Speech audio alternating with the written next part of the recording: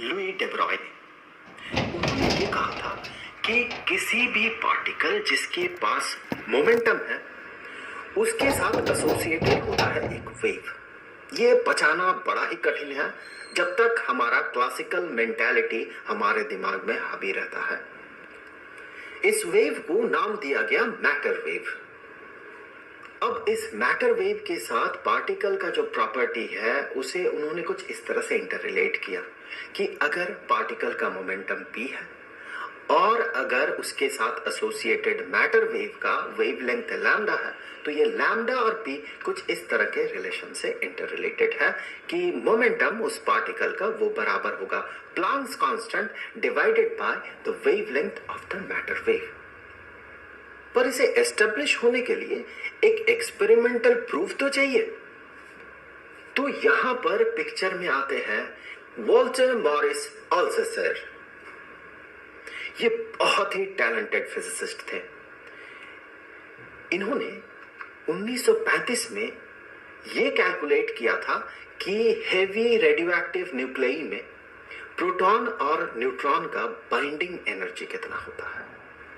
आगे चल के विग्नर जॉनसन, गोपार्ट मेयर, इन सब ने नोबेल प्राइज जीता था 1963 में। उन्होंने क्या किया था नोबेल प्राइज जीतने लायक? उन्होंने अल्थसेर का फॉर्मूला को ही डेवलप किया था। तो आप समझ रहे होंगे कि अल्थसेर कितने टैलेंटेड थे कि उनके फॉर्मूला को आगे डेवलप करते हुए लोगों को नोबेल प्राइज मिल रहा है। लेकिन यहां पर ये वेव प्रॉपर्टी ऑफ मैटर पढ़ते हुए हम ये क्यों बात कर रहे हैं कि किसी ने हेवी रेडियोएक्टिव न्यूक्लियाई में न्यूट्रॉन और प्रोटॉन के बीच बाइंडिंग एनर्जी कैलकुलेट किया था? इनका कंट्रीब्यूशन यहीं तक सीमित नहीं है। बहुत बहुत सारे कंट्रीब्यूशंस में से एक कंट्रीब्यूशन इनका ये भी था कि इन्होंने 1926 में ये सजेस्ट किया था कि अगर मैटर का वेव लाइक जो नेचर है उसे अगर इन्वेस्टिगेट करना है, उसे अगर समझना है तो इलेक्ट्रॉन स्कैटरिंग एक्सपेरिमेंट किया जाए क्रिस्टलाइन सॉलिड्स पे। एग्जैक्टली वैसे ही जैसे कि एक्सरे का स्कैटरिंग एक्सपेरिमेंट किया गया था और एक्सरे का वेव नेचर को एस्टेब्लिश किया गया था। और यहीं से आगे इसी सजेशन को पकड़ते हुए दो एक्सपेरिमेंट्स हुए। एक तो किया डेविसन और जर्मर ने और दूसरा जीपी थॉमसन ने। दोनों ही एक्सपेरिमेंट्स में ये एस्टेब्लिश हो गया कि इलेक्ट्रॉन जो है जिसे कि अब तक हम पार्टिकल मानते हुए आए हैं उसका वेव लाइक प्रॉपर्टीज भी होता है। और इन एक्सपेरिमेंट्स के कारण 1937 में डेविसन और जीपी थॉमसन इन्हें मिला फिजिक्स में Nobel prize. Thank you Walter Morris Althusser, आपके सारे कंट्रीब्यूशंस के लिए थैंक यू वेरी मच। तो आज की इस वीडियो में हम बात करने वाले हैं डेविसन एंड जर्मर एक्सपेरिमेंट पे। तो चलिए सबसे पहले देख लेते हैं डेविसन एंड जर्मर एक्सपेरिमेंट का जो एक्सपेरिमेंटल सेटअप है वो। यहां पर ये एक इलेक्ट्रॉन गन है। यहां से इलेक्ट्रॉन का बीम कुछ ऐसे बाहर निकल रहा है।